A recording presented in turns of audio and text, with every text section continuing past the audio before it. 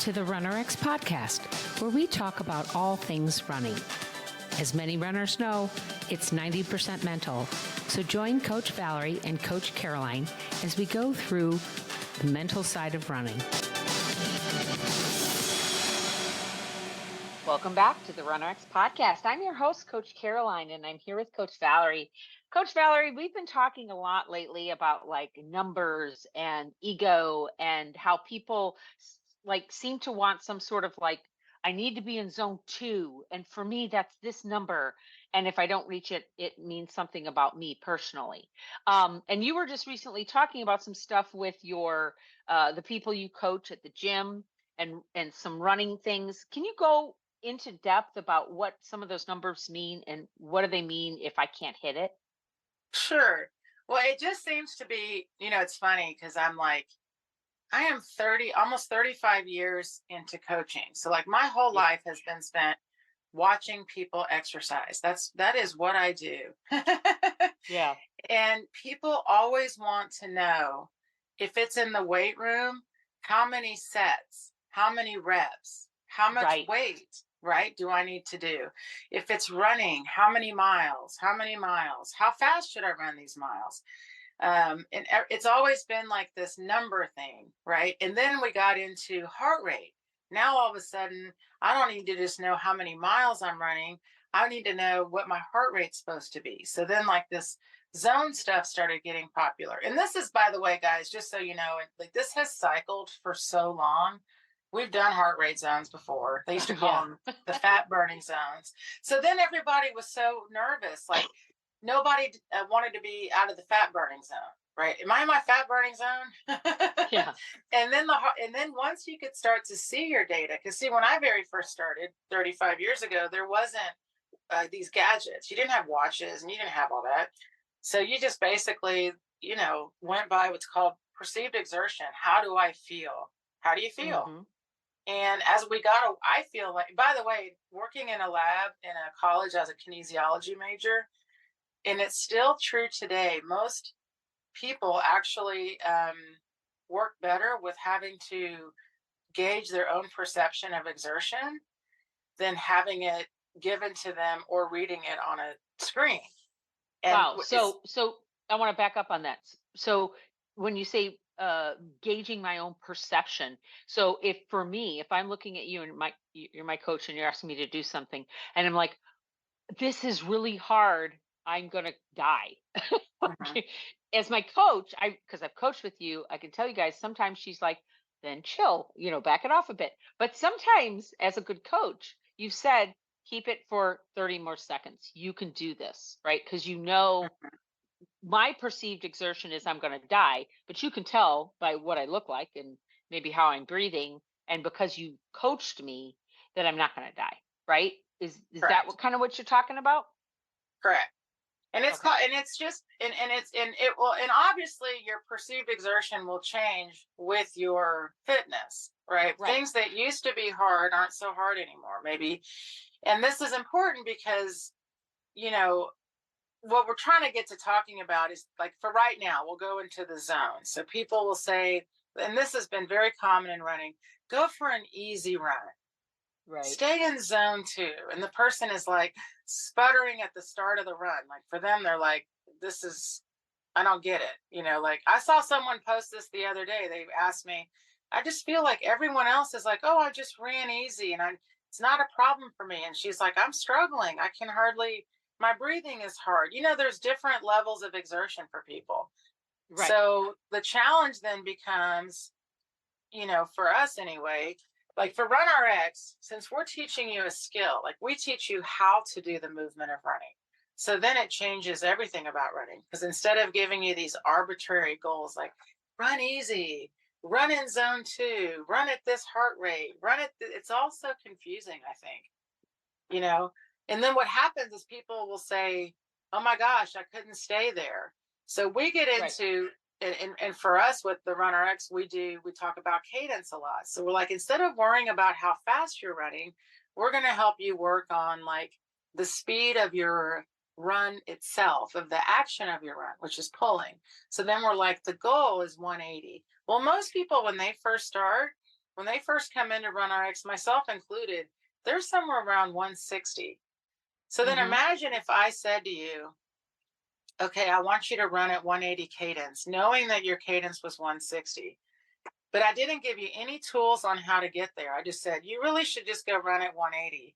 And you Right. go out trying to run at 180 and you've never done that before. What are you going to feel like? Oh, I'm gonna be exhausted. And I because I'm so winded or fearful, or wouldn't it change also possibly my movement? Hmm. Yeah. And how you feel about yourself. Oh, absolutely.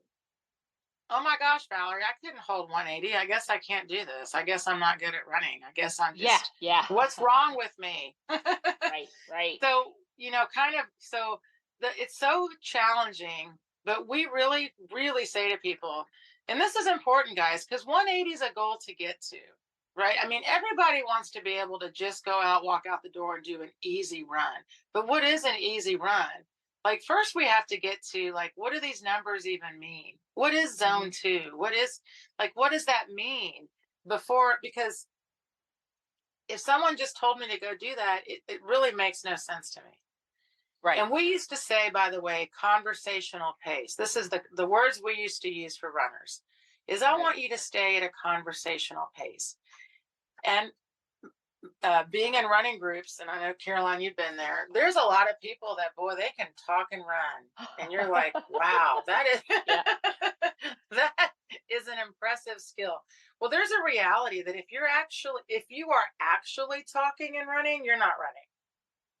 Because running Yep. really requires you to be focused on breathing and moving, together as a movement. So one of the Right. things that we tell people is like your sensation, your perception, your feeling in, if you want to call it easy running or zone 2 running, should be where like you could maintain a conversation, but you really don't want to. Right. Like, and but how do I get there? Because that's important too. Like, it's okay that you're not there yet when you're first starting out as a runner, right? I mean, a lot of us, when you first start running, wow, the breathing's different. There's a lot of things to go to it. So I just feel like with numbers, as a runner, you should look at them two ways. And what we do, and we encourage our runners to do, is start running by feel, and then look at your watch when you're done. Instead of letting that data tell you what to do, then you start just doing what you feel. Because a lot of people, we see two things. Like, one, if I'm just getting started running, then we help you with that struggle, of course, because that's like you want to get to a place where you could run for 30 minutes, an hour, whatever you want, 2 hours, a marathon, and not feel like, oh my gosh, I'm going to not make it. Right. Right. Right. And so that's important. But also, and this is important, how do I get there? Well, you actually have to get there, but kind of like Caroline said, where you have these feelings like, oh my God, I'm going to die. I want to stop. Everything inside of me is saying, stop. And you have to kind of go, no, we're not going to stop. We're going to do this. We're going to breathe. We're going to pull our foot, and we're going to make it. And every Hmm. time you kind of face that, then when you go back to your longer runs, they get easier. And that, so Right. it's really right. And then, Absolutely. Yeah. all of a sudden you're like, oh wow, my cadence in my run was averaging around 170, 175. It wasn't 160, 165 anymore. Instead of saying to yourself, I'm supposed to be at 150 heart rate at zone 2 or whatever your number is, I have to run 180 cadence for this many miles. Right. Right. Right. And then the ego behind it, like I couldn't run at 180 either when I first started. I was at 160, 165. And so the way we get there is, one, you have to say to people, let go of everything's easy for you. Hmm. It takes a while to get good at this stuff. That's number one. Be willing to do some of these drills and some of this practice work so that you can reach that goal. I promise you, 180, once you get there, you stay there and you just get better. But it does Hmm. take a little while to get there. So I think we keep setting attainable goals as part of that numbers game too. Well, And and I like, want to say, I want to kind of bring up too that sometimes people like you said, okay, I've been training. Maybe I started at 165 or whatever. Now I'm at 175 and I'm doing pretty good. And then I catch a little cold or I sleep like horribly for 3 nights because we've got storms or a dog or a kid is sick, right? And so we're not at our best. We go out and suddenly we can't do that 175. I've lost all my fitness, Right, or you know right. what I mean, or I can't do this anymore. How do I get back to that? It happens all the time with our runners. It's amazing because you're like, well, what's going on at the, are you stressed? Are you working extra hours? Have you been eating right? What's going on that maybe set it back? And just because you set back for a little bit, that's that ego part. Doesn't mean that you're going to stay there. You may only stay there for today. Tomorrow you could be fine. But then you get Right, those people that like chase it. They're like, well, I did so well. I did that speed or I did that tempo or it felt so easy. Now I want it to be like that every day. And that's when you talk about I'm beating myself. My body doesn't have time then to recover and to be given like a chance to like get through it. Right. right. Like, what does And that by do the to way, my body, much less my ego? right. And I really think that's why that zone 2 and low impact and all that stuff gets so popular. It's like every other article either says this, it either says everyone should do high intensity interval training, get a hit session, they're the best. Then the next Right. article says, you should stay in zone 2, because there's a reality of balance. You can't stay at hit all the time and you can't stay at zone 2 all the time. There has to be a variation. Hmm. And what I try to teach people is really for the body, let it show off for you like once a week. Like once a week is like your performance workout. And that's what people kind of need to get a handle on. Well, now what does that mean? Well, that can be an interval session where you really go for it on the intervals. It can be your longer run where you're like, today I really want to try running for, a couple hours, but really take it out for the distance, things like that. And then the next day you've got to do something different. If I Right. did, if I, and that's what we hand it. And that's, of course, how our plans go, where you go different not intervals, different levels of intensity in the workouts. And then we balance it with strength training, of course, and also self care. And what we've learned, what I see the most to be, and this is fair, a lot of our runners love to do the long runs. They really struggle with the shorter sessions and the interval sessions. And there's two reasons for that. One is you have to kind of go to a scary place. Right. If you really go for it on intervals and really see what you can do. And it's hard because I don't care how fast you run. That's not important to me. What I care is perception. Could you feel you were falling? Did you find yourself, wow? Because the fun part of what we teach you guys is if you really let yourself go and free fall, your legs feel lighter. The faster you run, the legs feel lighter. And the more I can teach my runners that, they start to let go. I call it letting go of the ground, and Hmm. running itself just becomes so freeing. But to get there, you got to push yourself, right? You've got to go to a place.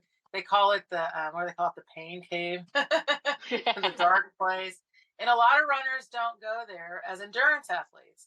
And it's interesting because one woman actually said to me, I feel really strange going to a track, for example. Like she says, sometimes I'll go to the track. She's like, but I'm not a racer. I'm not really, I'm just me. I'm like, well, no one Right. really cares. To be honest, no one cares. I mean, just don't be in someone's lane, like if Right. you see Right. someone going. But we really don't allow ourselves, and this is really for endurance athletes, to just kind of go for it. So then we hold back. We hold back in our training. We hold back um, in our longer runs even. And when I say holding back, for me it's all about the release into the free fall. It's letting go of tension, and it's amazing. It's a great feeling. And so when we do our clinics, we always have people hold each other with a band and pop off just for that 5 second, like, woo, I felt it. Right. And it starts to separate that ego, that need. And that's what I feel like, because once you feel that, you're like, okay, I want to kind of feel that again. Well, this is the fun part, guys, of running. Then all of a sudden, when you're training, instead of trying to find a zone or trying to find like, oh my gosh, I'm at this heart rate, I better I don't know, stop or whatever it Mhm. is. You start to go by perception. And then the best part is then you can check your data. Like, wow, what if you're running and you found that fall point, your legs feel really light, and I don't know, say you're normally a 10-minute mile runner, and you're going and you look down and you're at a 9:20.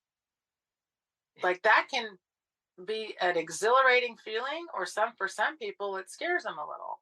And then Right. your goal is to say that, now what can I do to stay here? And maybe you can stay there for a minute or two, who cares?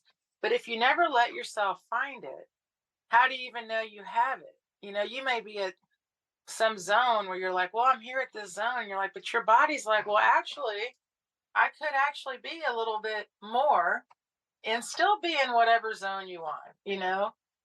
So this is, I don't know, to me that's the fun of how we not attack, we look at training versus letting the numbers train you, I guess is a good way to say it. Yeah.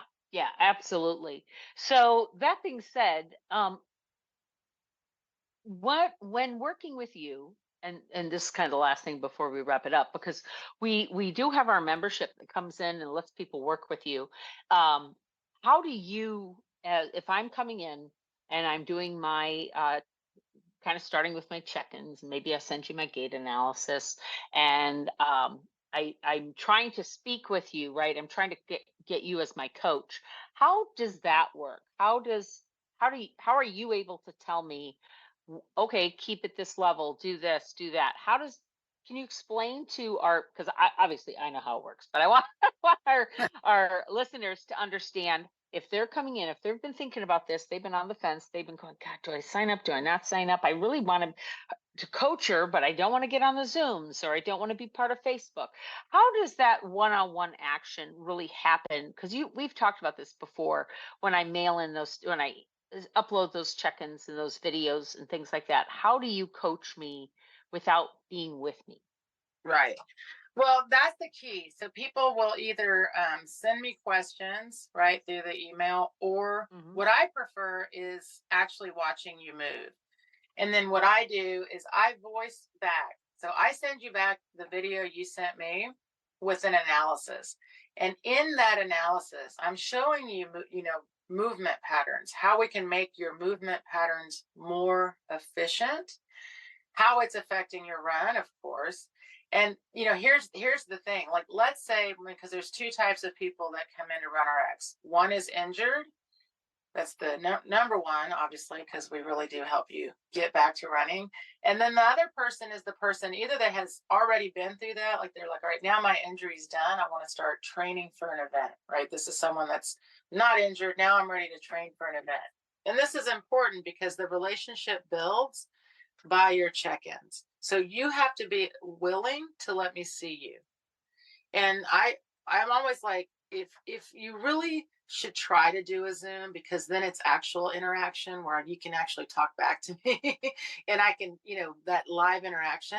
But otherwise, people seem to really enjoy it this way. They send me the video and I ask them, even during well, you got, this. So during Hmm. your week of training, you actually get sent, please send in your video. And instead of just seeing you run, which I do want to see, I want to see a movement drill, because this is what you guys is the coolest part. You practice your running actually in place.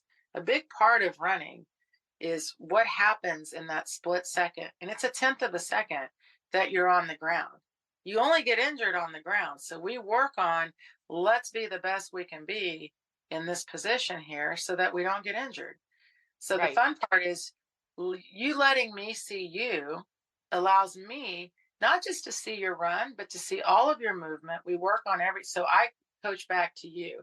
So then when you get your response, I'm not just like, well, this is wrong and this is wrong. I'm not that person. I'm always like, all right, this is where you are now, and here is how we can be here. So I give you an assignment. This is what I'd like to see you do. And then you have preferably a week or less to send back to me the assignment. Like, here, okay, Valerie, here, I did this. How does this look? For example, I've got someone right now that it just wants to get faster. He's got out of his Right. injury, so his goal now is simply speed. So I have drills that I assign him that I need to see. And then he has to show me, of course, some running. And then I have someone right now that's like, I just want to be able to run for 5 minutes. Like she still cannot just hold running for 5 minutes. And for her initial goal, right, was like a mile. So now we're just working on, we're just going to move for 5 minutes, and it's going to be walk a little, run a little, stop, and drill. So just so you guys have an understanding how I work with everybody. But when you send in your video, I'm only speaking to you, to your goals, to your body, to your movement, because that's what I do.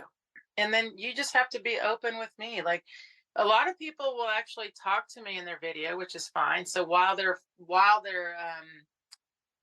doing the drill or doing the movement, they're saying to me whatever they want to say, talking how they feel. So, I mean, it's a really interesting, I like it. It's a great relationship builder because there's things that you can say to me that maybe you don't, I don't know, have someone else to say it to. I'm your coach. So everything that I'm doing for you is for you. That's what's so cool about run coaching. And most people look at run coaches as like, they're going to tell me how many miles to run, how fast to run. And I see that as the smallest part of it. Nothing personal. Like I love coaching, but coaching movement, like what's, like telling you to run 5 miles is easy. Yeah. But coaching the movement when you're doing it, that's change your movement to make you run more efficiently. That's the challenge you and I are taking on together. Because I want the 5 miles to be great and feel good, or 100 miles. I don't really. Your goal is your goal. I'm going to help you get there. So that's really fun. And also, by the way, we have a lot of repeats at this point. They're like, all right, I ran my marathon. This time I want to run it a little bit faster. This time I don't want to stop at all. Like the goals keep changing. Yeah, different goals. Right. So yes, and some people, as you know, that will just ask me random questions. A lot of people wait, and this is unfortunate, but they'll wait until something's bugging them to reach out. Hey, Valerie, it's been going really, really well, but now I feel this here, and then they'll send a picture with a circle around a little spot. Right. And I'm always like, okay.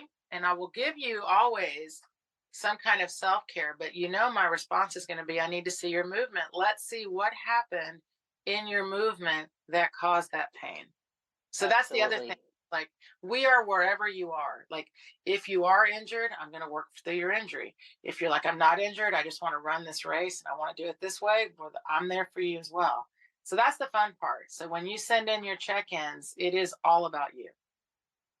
And so with that, guys, I want to kind of wrap it up and going back to what she was talking about. It's all about you, but it's also about you being coachable, maybe setting the ego aside and letting your coach both ways, setting your ego aside, but also realizing this is always a hard one for me. I shouldn't say was, because I'm still working with Valerie, is understanding that sometimes she's going to push you beyond what you think you can do. And that's really why I believe in having a coach, because it's easy to just do what you can do, and you think you're going to challenge yourself. Oh, I upped my weight, or oh, I upped my reps, or oh, I went a little bit farther, a little bit longer. But nah, you really don't challenge yourself like your coach can.